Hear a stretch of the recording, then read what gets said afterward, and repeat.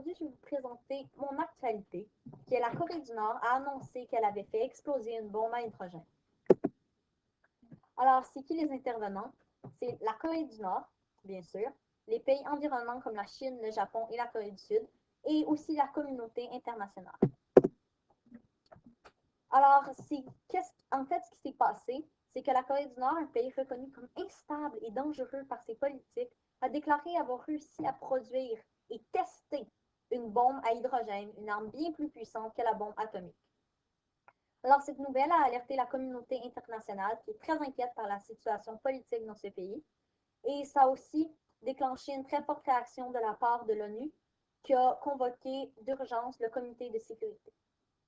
Alors, cette nouvelle va avoir des répercussions économiques, probablement excusez-moi, des sanctions de la part des autres pays qui vont en fait imposer certaines restrictions budgétaires à la Corée du Nord, comme ils l'ont fait lorsque quelques années auparavant, ils avaient essayé de produire une arme atomique. Mais malgré la grande alerte internationale qu'a provoquée cette nouvelle, les spécialistes, même s'ils sont inquiets, mettent en doute cette déclaration de la part de la Corée du Nord.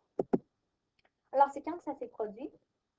C'est le mercredi 13 janvier 2016. Donc, c'est il y a un peu moins d'une semaine. Et c'est où que ça s'est produit? En Corée du Nord, près du site d'essai nucléaire de Punggye-R, mais je ne suis pas vraiment sûre comment le prononcer. Alors, je le prononce un peu à la chinoise. Alors, pourquoi la Corée du Nord aurait fait ça? C'est qu'elle est dirigée par un seul parti qui montre souvent peu de pitié envers ses ennemis. Donc, c'est pas surprenant qu'elle ait eu une réaction violente comme celle de produire une arme de destruction massive. La Corée du Nord déteste aussi les pays occidentaux qui lui imposent des sanctions économiques et annoncer une telle nouvelle les inquiète au plus haut point. Ça lui donne donc un certain pouvoir sur les pays du monde entier parce qu'ils ont peur et ça lui procure, j'imagine, un sentiment de joie parce qu'elle est capable de bénéficier de cette terreur-là. Mais ça permet aussi à la Corée du Nord de faire parler d'elle, de mauvaise manière, mais de quand même faire parler d'elle, il ne faut pas l'oublier. Alors, les conséquences, comme j'ai mentionné, c'est une vive réaction de la part de l'ONU et des sanctions économiques, mais aussi le probable armement des pays voisins à la Corée du Nord. Donc, si on prend l'exemple de la Corée du Sud, eh bien, cette nation va sûrement être très inquiète par la situation de, je pourrais dire, militaire de la Corée du Nord, qui essaie de développer un armement nucléaire. Donc, en retour, ce pays va sûrement lui aussi s'armer pour être capable de répondre à une éventuelle attaque ou bombardement de la part de leurs ennemis jurés.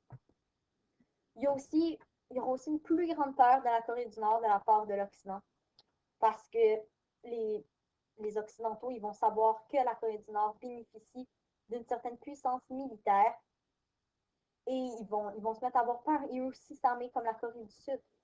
Mais il ne faut quand même pas oublier que la Corée du Sud et la Corée du Nord vivent une situation très tendue parce que depuis je pourrais dire presque la nuit des temps, ces deux nations s'entendent pas du tout bien. Il y a eu plusieurs événements comme des attentats contre le président, le premier ministre de la Corée du Sud, ou aussi des attaques possibles envers la péninsule sud-coréenne. Donc, on relate plein d'événements comme ça dans le temps qui provoquent encore, je pourrais dire, envenimer la situation entre ces deux pays.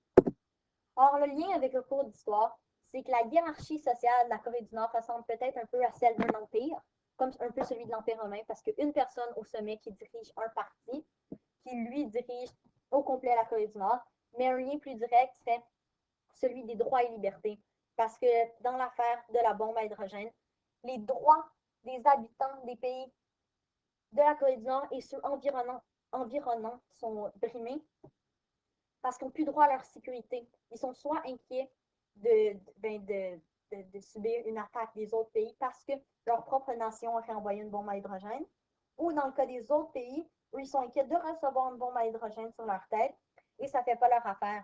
Il y a aussi les droits des habitants de la Corée du Nord qui sont brimés parce qu'ils n'ont pas le droit de manifester contre l'armement nucléaire de leur propre nation. Sinon, ils vont se faire arrêter, parfois se faire envoyer dans des camps de concentration ou de travaux forcés, et parfois même se faire exécuter. Alors, le lien avec le passé pourrait être celui avec la guerre froide qui avait lieu entre la Russie et les États-Unis.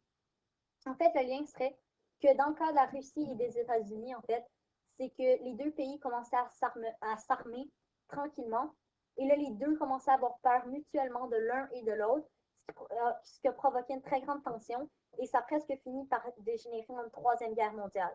Donc, on peut peut-être comparer ça à la situation avec la Corée du Nord parce que ce pays-là commence à s'armer de manière massive, en fait, parce qu'elle fait un armement nucléaire.